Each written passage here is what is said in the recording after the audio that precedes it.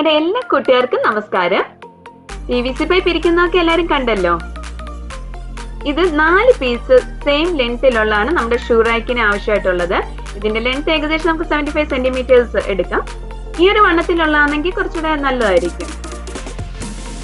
ഇതിപ്പോ ഈ 4 piece use ചെയ്ത് നമുക്ക് 2 റാക്ക് ഉണ്ടാക്കിയെടുക്കാം.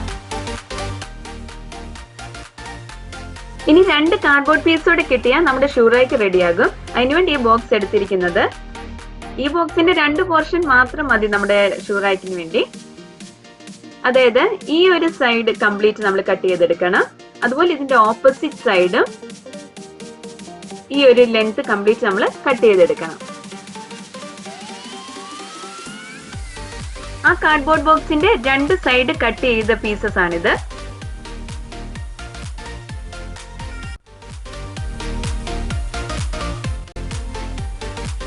നമ്മുടെ ഈ 2 കാർഡ്ബോർഡ് പീസസിൽ 4 ഹോൾസും മോളിൽ ഇതുപോലെ ഒരു കട്ടിങ് കൂടെ ഇടണം.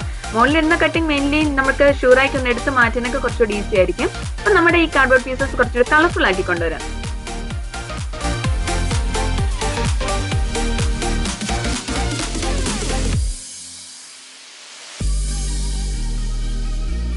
നമ്മുടെ കാർഡ്ബോർഡ് പീസസിന്റെ ഹോൾസിൽ ഈ PVC പൈപ്പ് കണക്ട് ചെയ്ത നമ്മുടെ ഷൂ റാക്ക് റെഡി. ഇതുപോലെ